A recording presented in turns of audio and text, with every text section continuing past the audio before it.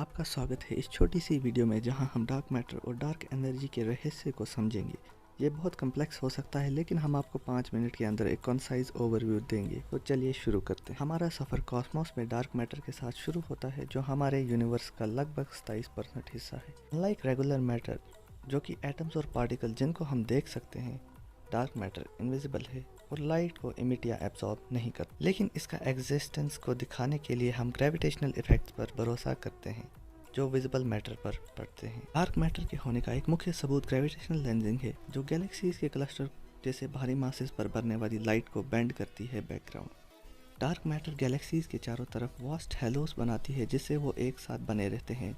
उसके ग्रेविटेशनल प्रभाव के कारण डार्क मैटर के बिना गैलेक्सीज अपनी शेप्स को बनाए रखते हैं। अगर डार्क मैटर यूनिवर्स में प्रेजेंट नहीं होता तो गैलेक्सीज अपने शेप को मेंटेन नहीं कर सकते थे। चलिए अब पढ़ते हैं डार्क एनर्जी के बारे में। अब हम डार्क एनर्जी की तरफ प्रवेश करते हैं, एक ताकत जो यूनिवर्स की एक्सपेंशन को बढ़ाने यानी एक्सेलरेट करती है। डार्क मैटर का विपरीत जो ग्रेविटेशनल ग्लू का काम करता है, डार्क एनर्जी एक प्रकार की रिपल्सिव ताकत से जुड़ा हुआ है जो गैलेक्सीज को अलग अलग डायरेक्शन में पुश करती है। डार्क एनर्जी को 1990 के आखिर में दूर सुपरनोवा एक्सप्लोजन से इसका पता चला था, लेकिन इसके बारे में आज तक एक पजल बना हुआ है।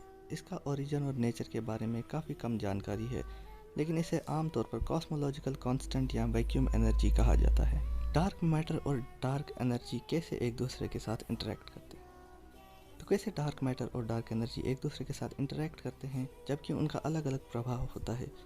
दोनों की यूनिवर्स में बहुत इंपॉर्टेंट रोल्स हैं।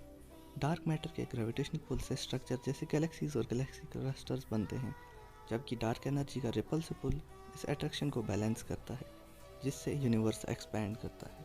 डार्क मैटर और डार्क एनर्जी के अध्ययन में हम अभी तक केवल एक सफ़र का हिस्सा है। साइंटिस्ट ने गैलेक्सी की रोटेशन कर्व्स, ग्रेविटेशनल लेंसिंग और कॉस्मोलॉजिकल माइक्रोवेव बैकग्राउंड ऑब्जर्वेशन जैसे विभिन्न तरीके खोज किए हैं ताकि हम इन रहस्यों को समझ सकें, लेकिन काफ़ी चीज़ें अभी तक डिस्कवर नहीं हुई है। रिसर्चर्स मेहनत कर रहे हैं कि डार्क एनर्जी और डार्क मैटर के रहस्य को खोले ताकि यूनिवर्स की पास्ट, प्रेजेंट और फ्यूचर के बारे में हमें समझ आए।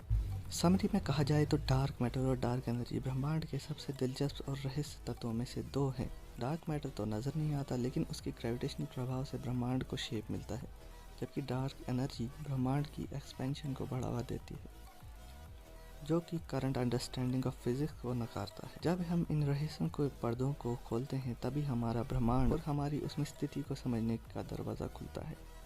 आप सबका शुक्रिया डार्क मैटर और डार्क एनर्जी के इस छोटे से टॉपिक में हमारे साथ रहने के लिए। उम्मीद है आपको वीडियो पसंद आई होगी। Make sure to like and subscribe. Thank you. The observations of very distant supernovae showed that, a long time ago, the universe was actually expanding more slowly than it is today. However, the expansion of the universe has not been slowing due to gravity, as everyone thought. It has been accelerating. No one expected this. No one knew how to explain it. But something was causing it. Some mysterious pressure in the vacuum of space acting opposite the force of gravity. Whatever it is, we call it dark energy. That's our placeholder term to describe what we observe. The acceleration of the universe.